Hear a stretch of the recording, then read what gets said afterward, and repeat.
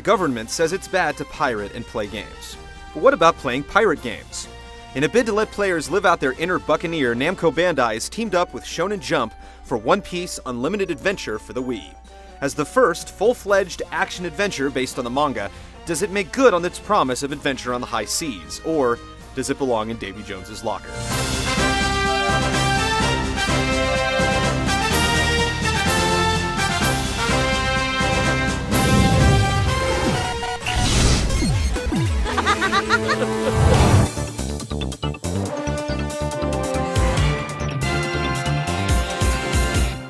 One Piece Unlimited Adventure has players setting sail with the rambunctious Monkey D. Luffy, a globe-trotting pirate captain wannabe with dreams as vast as the sea. During an idle voyage, Luffy reels in a shining orb that illuminates the path towards a mysterious island paradise. Luffy and crew set out to comb the island of its many secrets, but they soon find out some treasures are best left buried. Many people have been wounded! Just get them on the ships and tend to them there! If you've only been keeping up with the American series, there's a fair amount of spoilers in the game. The plot is pretty standard, especially compared to some of the off-the-wall hijinks that One Piece is known for. There are plenty of flashbacks to prior events, but on its own, Unlimited Adventure's story is forgettable.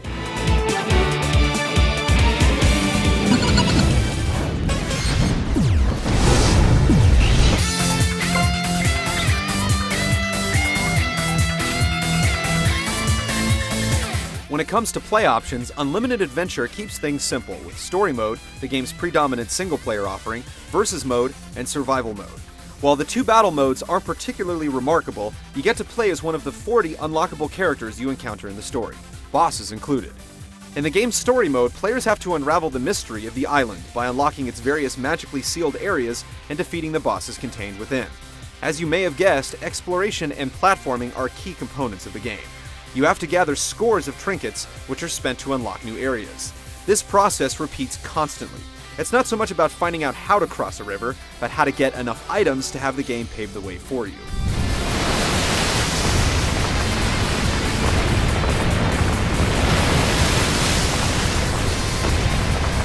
What? Fortunately, ingenuity plays a bit of a role when it comes to the game's crafting aspect. Got a huge rock blocking the way? Collect some scrap timber and iron, and the crew's resident grease monkey can craft you a pickaxe to take care of business. Got an even bigger rock that needs breaking? Mixing up some homemade bombs out of gunpowder and flint will do the trick. With crafting, gathering becomes a much more practical task, where necessities like life-restoring potions and powerful new weapons are created entirely from scratch.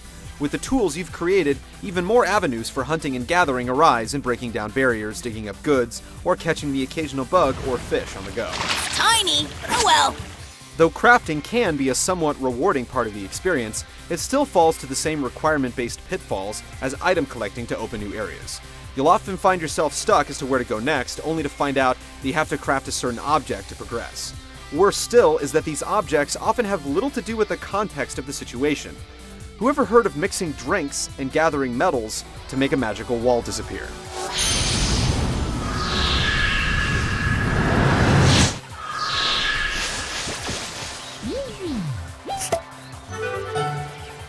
The fact that you have to run back to camp every time you want to craft something doesn't help much either, and suffice to say, plundering islands for loot isn't all that it's cracked up to be.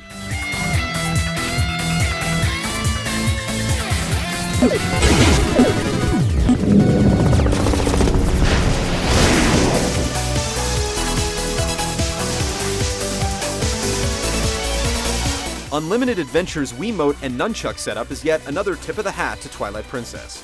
Movement is dictated by the analog stick, while simple attacks and combos are performed on the remote. When it comes to tools, a flick of the wrist is all it takes to dig up dirt, cast a line, and swing a net in the wild. The overall setup serves the game well, though the camera represents the biggest nuisance.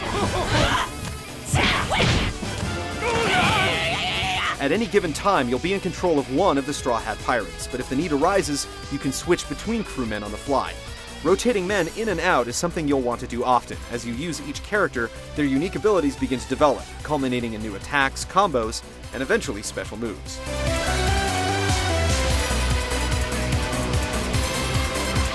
Subtle as it is, the ability to switch things up with a new character and moveset injects the game with some much-needed variety. The unique qualities that define each character in battle, from Nami's various weather projectiles to Sanji's array of roundhouse kicks, is where the game begins to come into its own.